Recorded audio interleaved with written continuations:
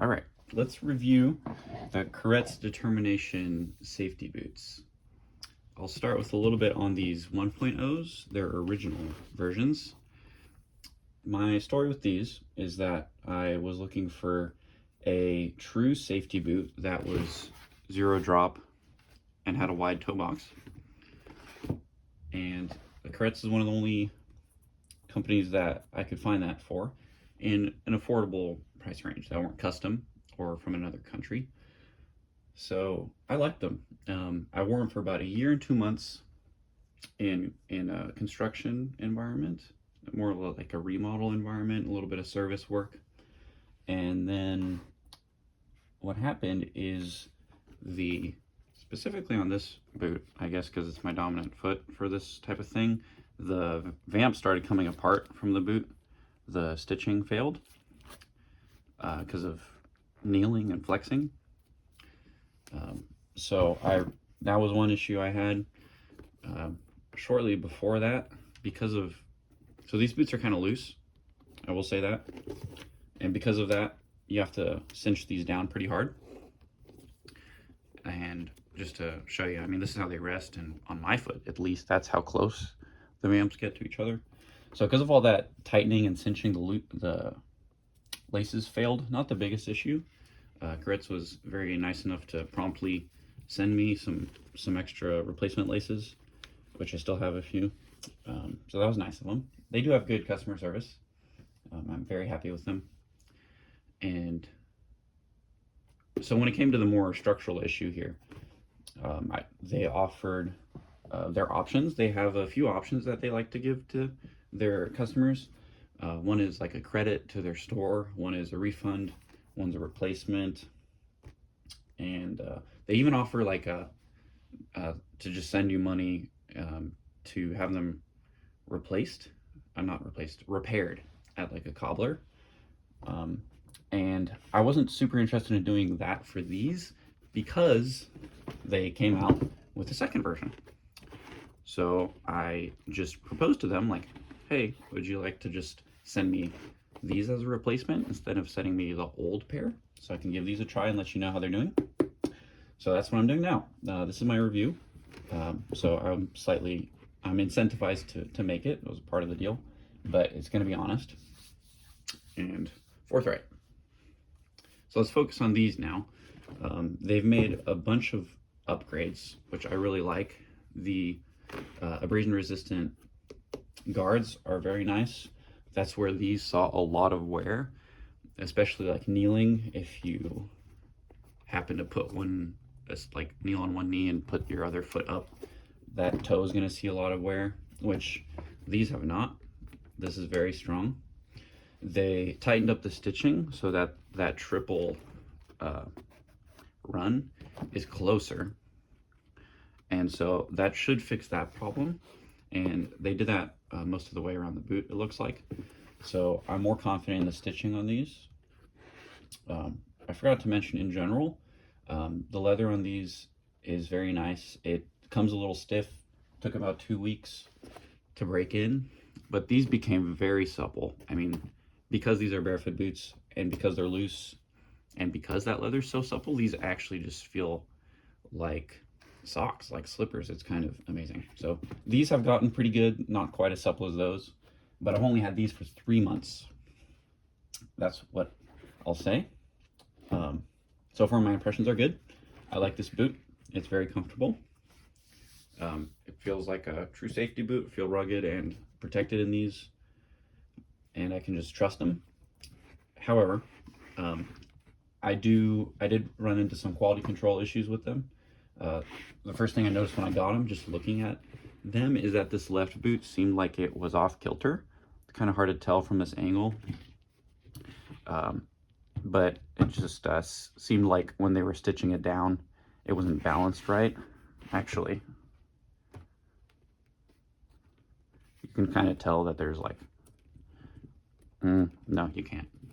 Anyway, it's not a big deal. It's not an issue. It just indicates to me that there is a little bit of an inconsistency when putting these together, which is fine. I mean, that type of mistake didn't make much of a difference in terms of fit or feel or anything.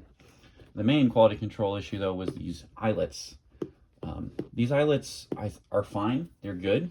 These ones down here work for me, but I think they're probably finicky in how you put them together, where if you don't put them together exactly right, they fail. And so when I got these, a lot of them actually just popped out immediately.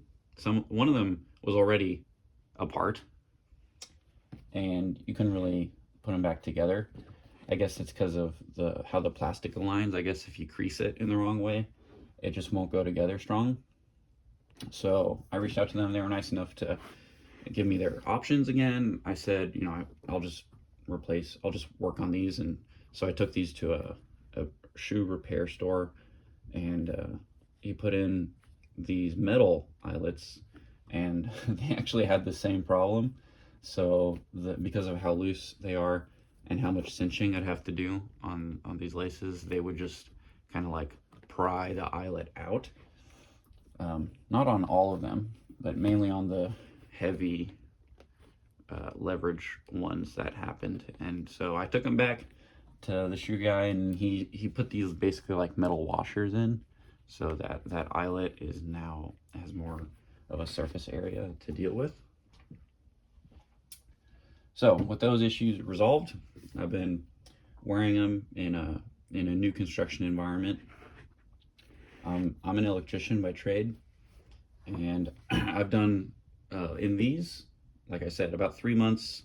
Half of that time I'd say is basically in scissor lifts and on concrete, and the other half has been outside on asphalt in dirt, and they've held up very good, except for the soles.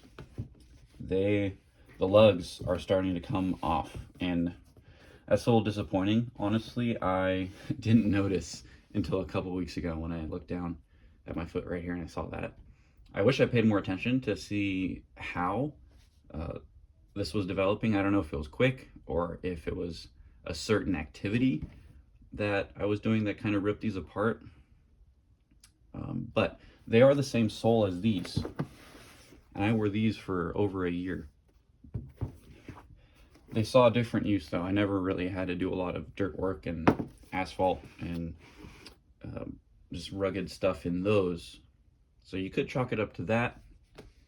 You could also chalk some of this up to me, like it's kind of my fault. I think I accidentally stepped in some tar from the asphalt guys, and I had kind of like scrape it off on a curb. That probably ripped off a good bit here. But this stuff on the outside is definitely just wear. So these are not very rugged soles.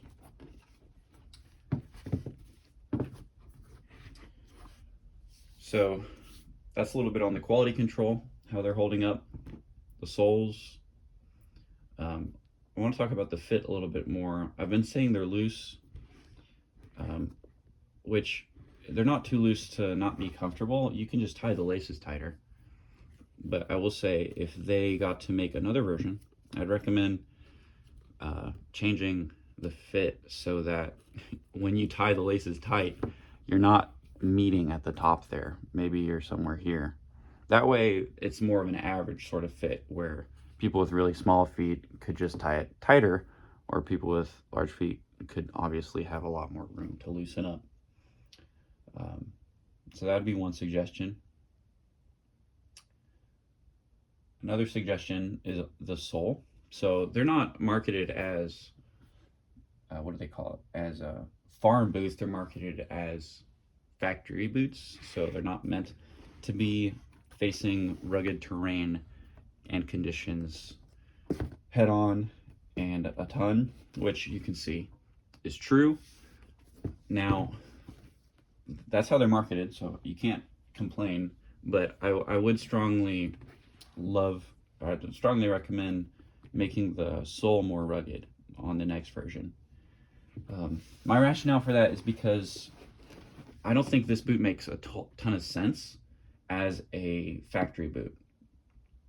This is really an upper sort of designed for construction and ruggedness. If you're in a factory, and I have worked in the Tesla Gigafactory, you know, so I know a lot of people just prefer to wear a sneaker style boot or shoe with steel toe.